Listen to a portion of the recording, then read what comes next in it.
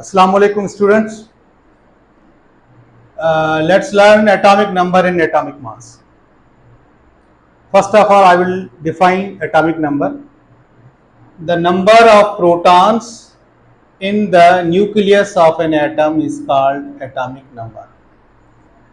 किसी भी एटम के न्यूक्लियस के अंदर जो प्रोटॉन्स की तादाद है उसको एटॉमिक नंबर कहते हैं और इसको रिप्रेजेंट किया जाता है Z से।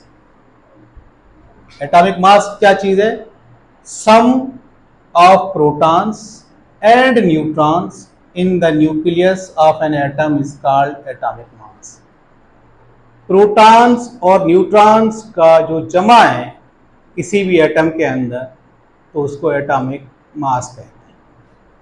मिसाल के तौर पर ये सोडियम का सिंबल है Na, इस पे एक नंबर लिखा हुआ है 11, एक नंबर लिखा हुआ है 23। तो जो छोटा नंबर होता है वो एटॉमिक नंबर होता है और जो बड़ा नंबर होता है वो होता है एटॉमिक मास।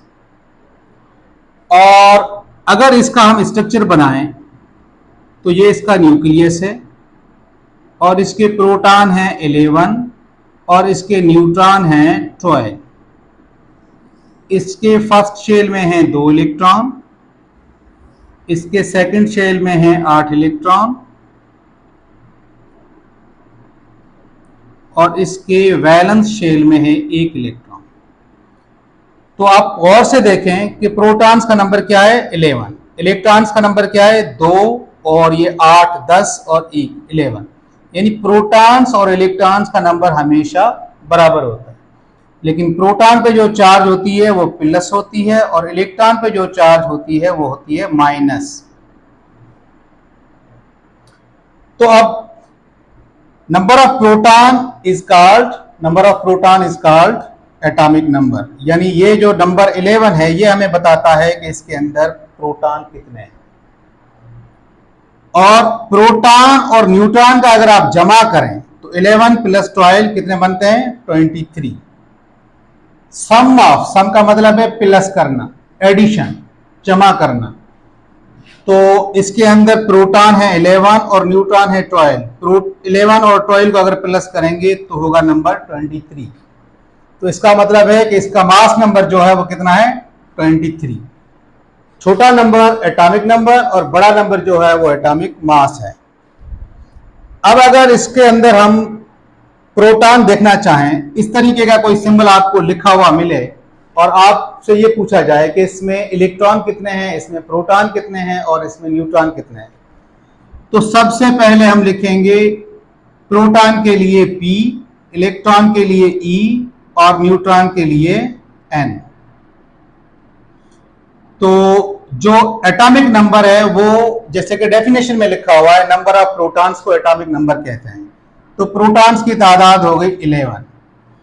और अगर किसी एटम के ऊपर चार्ज नहीं है और वो न्यूट्रल है तो इसका मतलब है कि उसमें जितनी तादाद प्रोटॉन्स की है उतनी ही तादाद इलेक्ट्रॉन की है। यानी इलेक्ट्रॉन और प्रोटॉन की तादाद बराबर है। इसमें देखें इसके ऊपर कोई भी चार्ज नहीं है, तो चार्ज ना होने की वजह से इसमें नंबर ऑफ प्रोटॉन्स और नंबर ऑफ इलेक्ट्रॉन्स इक्वल है। तो अगर प्रोटॉन 11 है तो इलेक्ट्रॉन भी 11 होंगी। अब आपको मालूम करने हैं न्यूट्रॉन।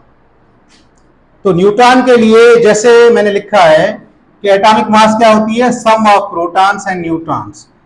तो टोटल एटॉमिक मास में से प्रोटॉन को माइनस कर दे तो आपको मिलेगी नंबर ऑफ न्यूट्रॉन। यानी number of neutron is equal to atomic mass minus number of proton.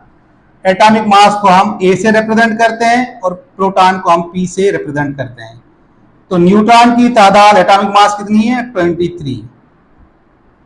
तो 23 में से 11 यानी नंबर ऑफ प्रोटॉन अगर आप माइनस करेंगे तो आपको नंबर ऑफ न्यूट्रॉन मिलेगा 12। तो अगर आपको इस तरीके का सिंबल दिया गया है उसमें एटॉमिक नंबर और एटॉमिक मास मेंशन है तो उससे आप प्रोटॉन, इलेक्ट्रॉन और न्यूट्रॉन फाइंड कर सकते हैं। यानी न्यूट्रॉन की अब तादाद कितनी हो गई 12।